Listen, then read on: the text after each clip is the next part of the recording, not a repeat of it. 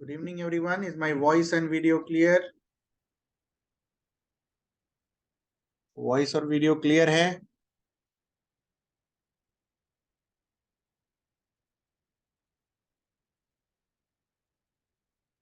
सभी को? Is my voice and video clear? सभी को?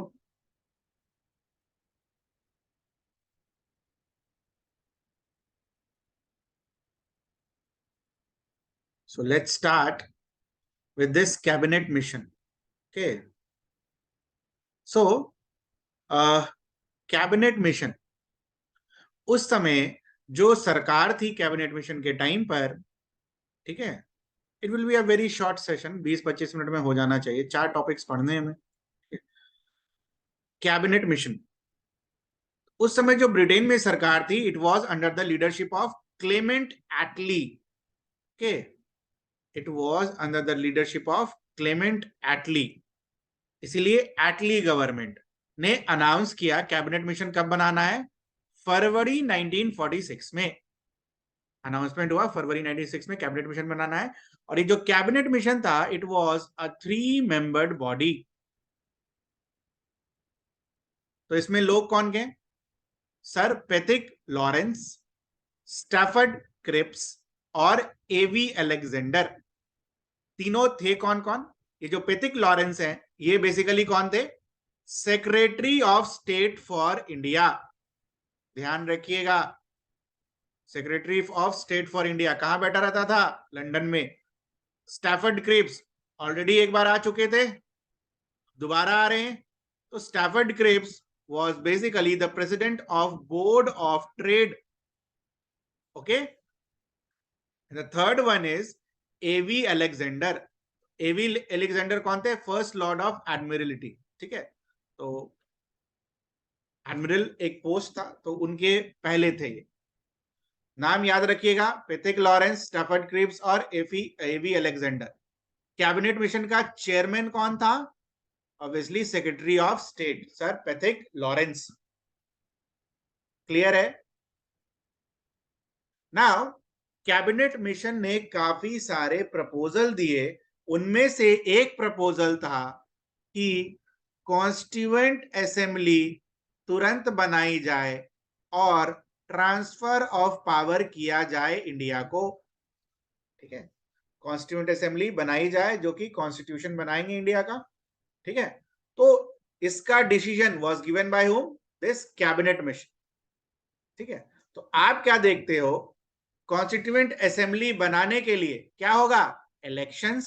और पीटी में हमने ऑलरेडी पढ़ा था कि कॉन्स्टिट्यूएंट असेंबली जब बनता है तो it happened through what kind of elections?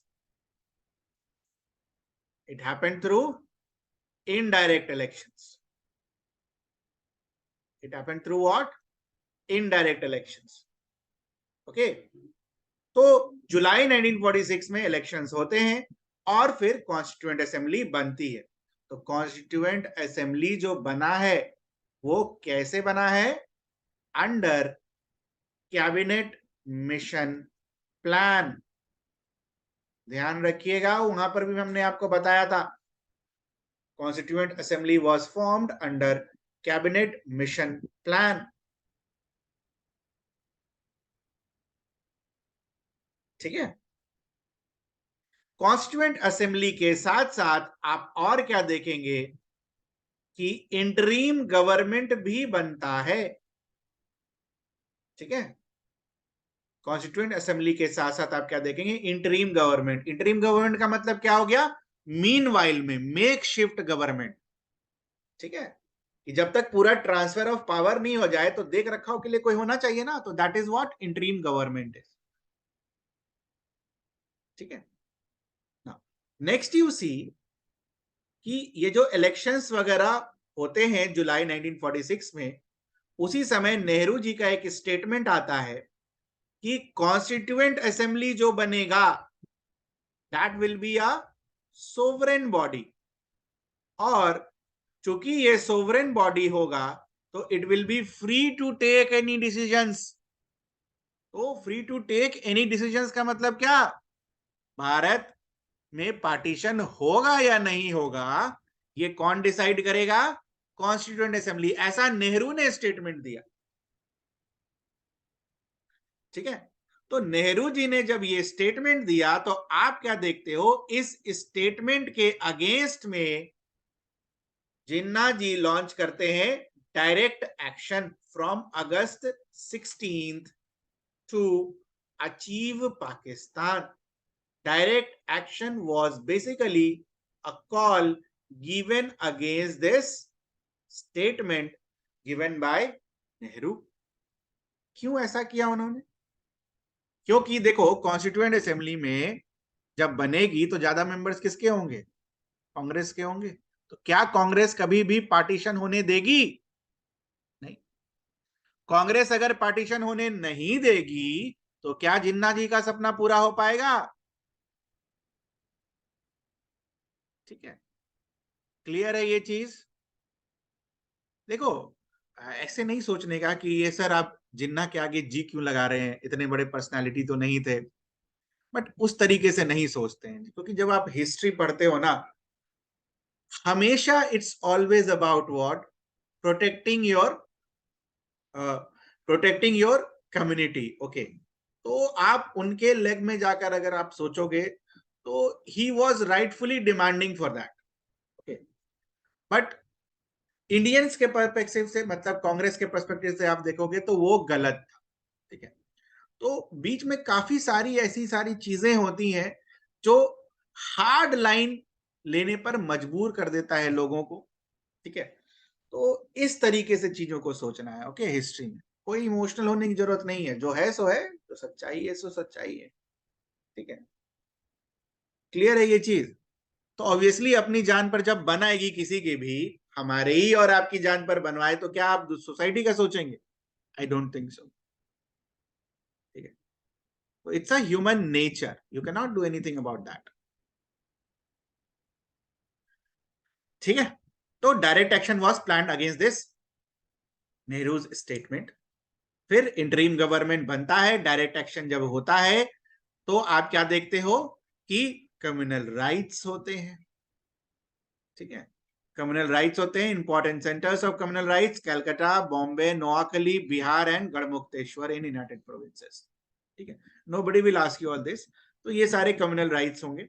उसके बाद आप देखोगे इंटरिम गवर्नमेंट जब बनेगा तो नेहरू जी को बनाया जाएगा sworn in as, interim government was headed by Nehru. कब उनका शपथ ग्रहण हुआ, सितंबर 2 1946। Now Muslim League came into interim government on October 26 1946। Muslim League ने भी इंटरिम गवर्नमेंट ज्वाइन किया था। ठीक है, तो एक चीज ध्यान रखना, स्टार लगाओ, एक लिस्ट दी जाएगी आपको, किस चीज की, इंटरिम गवर्नमेंट में कौन कौन थे। ठीक है, इंटरिम गवर्नमेंट में कौन कौन थे और उनका पोर्टफोलियो क्या था, ये लिस्ट दी जाएगी आपको, आपको वो रटना है। ठीक है,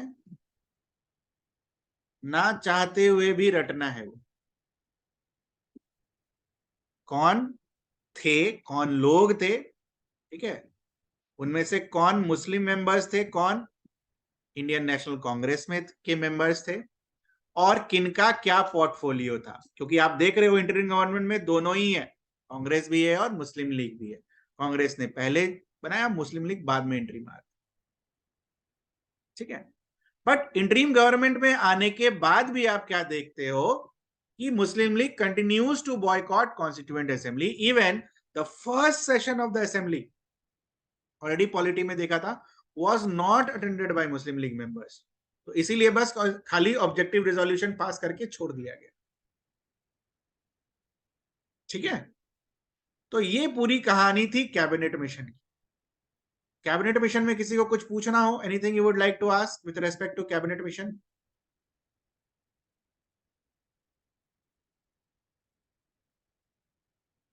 नो सर। चलिए फिर आगे चलते हैं।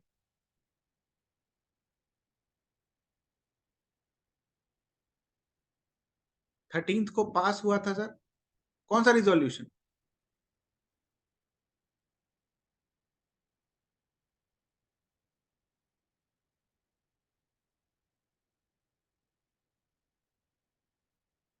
ये वाला, ये तो बाद में पास हुआ। मैंने बोला कि, मैंने क्या बोला, मैंने बोला कि पहली दिन की मीटिंग में ये लीग वगैरह अटेंड नहीं करते हैं। तो आप क्या देखते हो, जब रिजोल्यूशन आता है बाद में, ठीक है, तो उसमें लीग का कोई रोल नहीं रहता। ये मैंने बोला, मेरे कहने का मतलब ये था। ओके, क्लियर है अभी? ये नहीं बोला ऑब्जेक्टिव रेजोल्यूशन 9 को आया था। मैंने, मेरे बोलने का मतलब ये था कि पहले दिन का उन्होंने अटेंड नहीं किया सेशन, और फिर आगे भी अटेंड नहीं करते हैं, तो ऑब्जेक्टिव रिजोल्यूशन फिर पास वगैरह हो जाता है बिना इनके कंसेंट से। ये बोलने का मतलब, ठीक है। Next is towards independence. Towards independence में एक और इंपॉर्टेंट कहानी है जिसको बोला जाता है Attlee's statement. What is this Attlee's statement? Attlee मतलब क्लेमेंट एटली, जो ब्रिटिश के प्राइम मिनिस्टर है, क्लेमेंट एटली। तो इनका स्टेटमेंट कब आता है? फरवरी 20 1947 में। फरवरी 20 1947 को ये एटली क्या बोलते हैं कि what will be the deadline to for transfer of complete power? 30 जून 1948। याद रखना, ये डेट बड़ा कंफ्यूजिंग है। एटली ने फरवरी 1947 में डिसाइड किया कि इंडिया वाले माने चाहे इंडिया वाले नहीं माने, मुस्लिम लीग कांग्रेस साथ में लड़कर आए, अलग अलग आए, उससे मुझे कोई फर्क नहीं पड़ेगा। 30 जून 1948 तक we will be transferring all the powers. ठीक है, हाँ, उसके पहले अगर कोई एग्रीमेंट हो गया तो उसके पहले हम ट्रांसफर कर देंगे, but this was the deadline. Clear है ये चीज?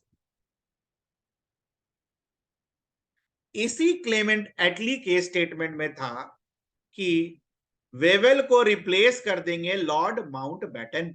Mount baton would replace Wavell as viceroy. Clear है ये चीज? तो ये क्लेमेंट एटली का स्टेटमेंट था आफ्टर कैबिनेट मिशन। ओके, 20 फरवरी 1947। इसके बाद आप क्या देखते हो, माउंट बैटन आते हैं और माउंट बैटन अपना प्लान देते हैं, और माउंट बैटन के प्लान को हम बुलाते हैं माउंट बैटन प्लान। या फिर देखो, माउंट बैटन प्लान कब आया है? जून 3 1947। इस प्लान को और भी एक नाम से बोला जाता है, जून 3 प्लान। तो हो सकता है with respect to Indian history, what was June 3 plan? It was what? Basically Mountbatten plan. ध्यान रहेगा सभी को? This plan is very important, तो इस प्लान को हमें देखना है। माउंट बैटन जी ने क्या बोला कि पंजाब और बंगाल के जो लेजिस्लेटिव असेंबलीज हैं, मतलब स्टेट असेंबलीज हैं, they would meet in 2 groups. ठीक है, समझते हैं इसको? बंगाल का लेजिस्लेटिव असेंबली है, they would meet in 2 groups. एक ग्रुप हिंदू का, एक ग्रुप मुस्लिम का, and this group will vote for partition. किसको पार्टीशन चाहिए, किसको पार्टीशन नहीं चाहिए? ठीक है, अगर सिंपल मेजॉरिटी भी मिल जाता है पार्टीशन को, तो पार्टीशन कर दिया जाएगा। सिंपल मेजॉरिटी मतलब 50% + 1। So if a simple majority of either group voted for partition, then these provinces would be partitioned. Clear है ये चीज? तो एक क्वेश्चन बड़ा फेमस आता है जीएस में कि India was partitioned according to which plan? India was partitioned according to which plan? Mountbatten plan, है ना? माउंट बैटन प्लान के में क्या है? पंजाब और बंगाल का पार्टीशन हो जाएगा अगर सिंपल मेजॉरिटी से वोट हो जाता है तो। सिंध में, सिंध वाले लोग अपना अपना डिसीजन लेंगे। नॉर्थ वेस्ट फ्रंटियर प्रोविंस और सिलेट डिक्रीज ऑफ बंगाल, ये रेफरेंडम के थ्रू डिसाइड किया जाएगा कि इन्हें किधर जाना है। ठीक है, क्लियर है ना। माउंटबेटन प्लान आने के पहले कैबिनेट मिशन ये बोलकर गए थे कि प्रिंसली स्टेट जो है ना वो अपना इंडिपेंडेंट यूनियन बना सकते हैं। तो माउंटबेटन प्लान के अंदर इन सब चीज को खारिज कर दिया गया। माउंटबेटन ने बोला कि independence of princely state is ruled out. क्यों? Because Congress had agreed for partition. Since Congress had agreed for partition, इसलिए माउंटबेटन इस सारी चीजों पर सख्त हुए। ठीक है, बंगाल को इंडिपेंडेंस नहीं मिलेगा। ठीक है, बंगाल को इंडिपेंडेंस नहीं मिलेगा, वो वोट करके अपना उनका पार्टीशन किया जाएगा। हैदराबाद बोल रहे थे कि हम पाकिस्तान के जाएंगे, तो accession of Hyderabad was ruled out. Freedom का डेट डिसाइड किया गया 15 अगस्त 1947। वाई? कल ही हमने देख लिया। और साथ ही साथ अगर पार्टीशन होती है तो एक बाउंड्री कमीशन भी ये लोग बनाएंगे, सर डैनियल रैडक्लाइफ के नेतृत्व। ठीक है, तो आप यहां पर देखो माउंटबेटन एक कंस्ट्रक्टिव रोल प्ले करते हैं to contain unified India. Princely state का इंडिपेंडेंस रूल आउट कर दिया, independence of Bengal rule out कर दिया, accession of Hyderabad to Pakistan rule out कर दिया। तो कभी कभी ये क्वेश्चन भी पूछा जाता है कि क्या माउंटबेटन के पार्टीशन के अंदर कोई छिपा हुआ एजेंडा था? How it contributed to unity of India. तो ये 3 पॉइंट्स लिखने होते हैं, how it contributed to unity of India. Can you see this? अगर प्रिंसली स्टेट को भी ऑप्शन दे दिया जाता कि आप इंडिपेंडेंस रह सकते तो क्या हश्र होता? बाल्कनाइजेशन ऑफ इंडिया, अलग अलग जगहों पर 10 तरीके की कंट्री। माउंटबेटन प्लान में किसी को कुछ पूछना हो, anything that needs to be asked? तो माउंटबेटन प्लान का कंक्लूजन ऐसे लिखते हैं, Mountbatten formulas was to divide India but retain maximum unity.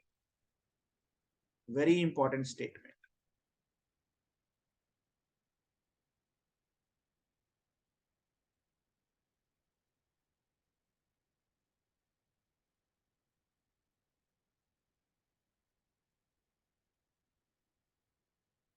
ठीक है, अच्छा एक चीज यहां पर देखो, सेकेंड पॉइंट वेरी इंपॉर्टेंट।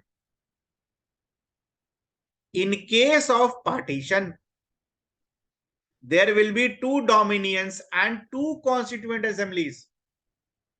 एक डोमिनियन इंडिया का, एक डोमिनियन पाकिस्तान का, है ना। तो आप देखो उतनी देर से हम डोमिनियन स्टेटस बोल रहे थे कि अब हमें नहीं चाहिए, हमें तो पूर्ण स्वराज चाहिए। But now we are agreeing for getting that dominion. Why? Dominion का मतलब मैंने आपसे समझाया था ना, सब कुछ हमारे अंदर, बट रूल कौन कर रहा होगा ऊपर पर? ब्रिटेन। फाइनल डिसीजन कहां होगा? ब्रिटेन के पास। अब क्यों हम डोमिनियन को एक्सेप्ट कर रहे हैं? माउंटबेटन प्लान को हमने एक्सेप्ट किया तो ऑब्वियसली डोमिनियन को हमने एक्सेप्ट किया। Now why we are accepting dominion? ठीक, बिकॉज वी रियलाइज दैट ये जो ट्रांसफर ऑफ पावर जो होना है, ये जब तक हम डोमिनियन एक्सेप्ट नहीं करेंगे तब तक वो कंप्लीट ट्रांसफर ऑफ पावर हो ही नहीं पाएगा। तो इसीलिए आप क्या देखते हो कि to ensure a peaceful and quick transfer of power, Congress accepts the status of dominion. तो ये हो सकता है आप पढ़ें बाद में तो आपको नहीं आ जाए दिमाग में, सर डोमिनियन स्टेटस तो हमने एक्सेप्ट नहीं किया, तो फिर दो डोमिनियंस क्यों बना रहे? It is because of that. समझ में आया सभी को? कंफ्यूजन तो नहीं होगा बाद में किसी को कि डोमिनियन कैसे बन गया? हमें तो कंप्लीट इंडिपेंडेंस चाहिए। वेरी गुड, नो कंफ्यूजन होना चाहिए इसके ऊपर, कोई कंफ्यूजन नहीं। Because essentially to facilitate a quick transfer of power, you will see what dominant status was given to India.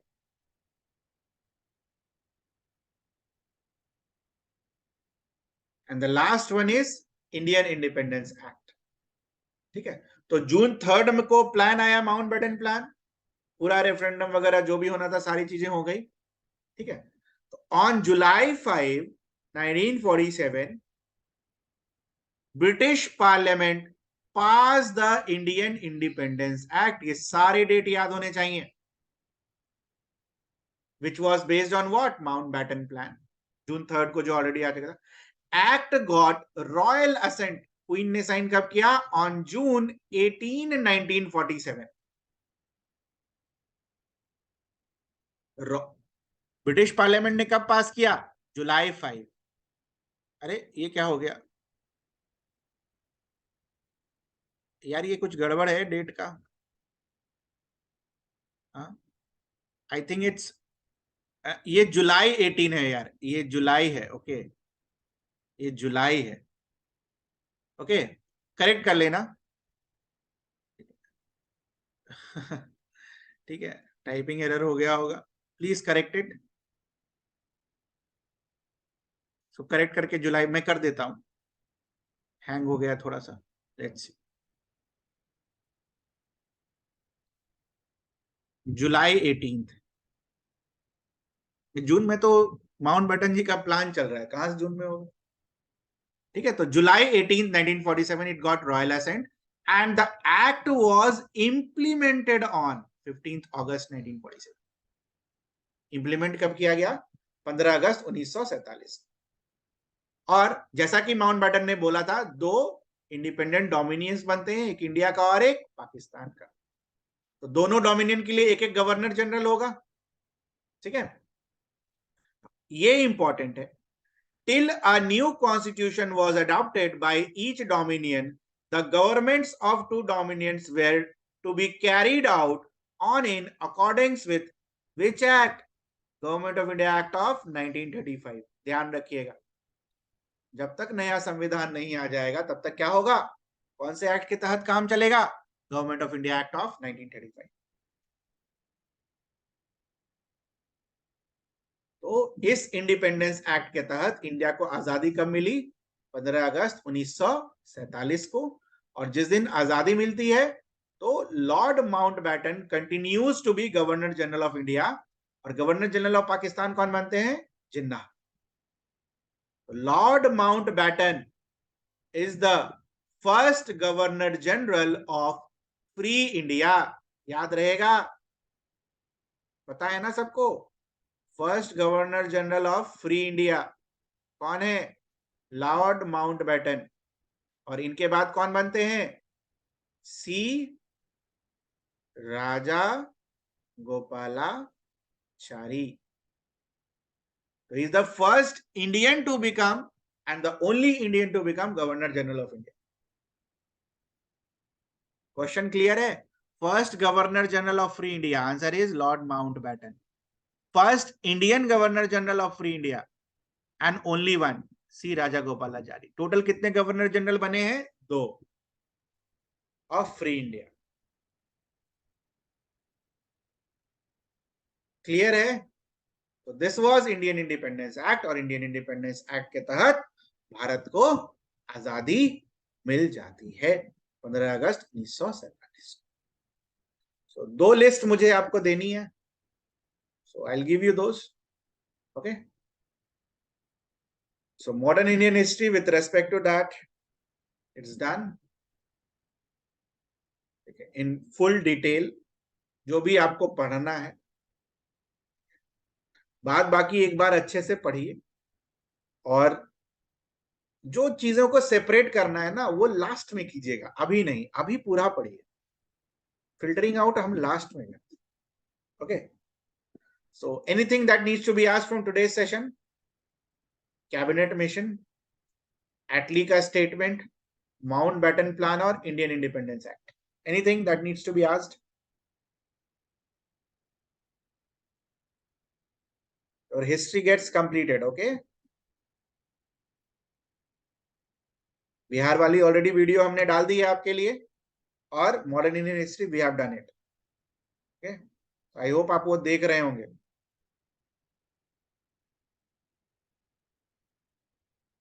इसलिए तो पहले डाल दिया था, एक 15-20 दिन पहले, जिस दिन शुरू हुआ था उसी दिन डाल दिया था, ताकि साइमल्टेनियसली दोनों फिनिश हो जाए। अभी भी आपके पास टाइम है, 10-12 दिन रिवाइज कीजिए अच्छे से, कोई डाउट हो तो पूछिए।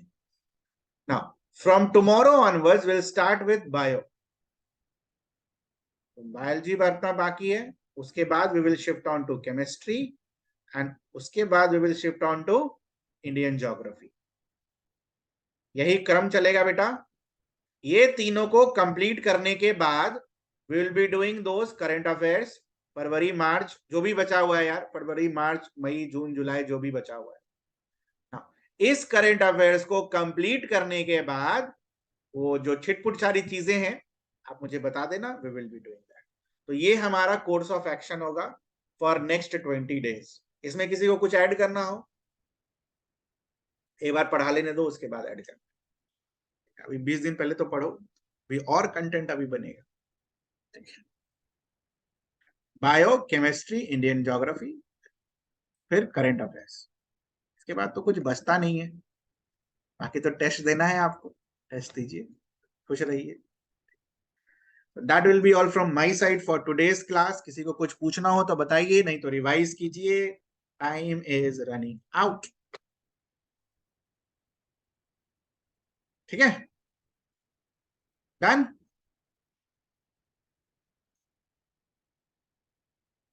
चलिए पढ़िए, will meet tomorrow same time 8:20। Okay, 8:20 same time tomorrow. Bye.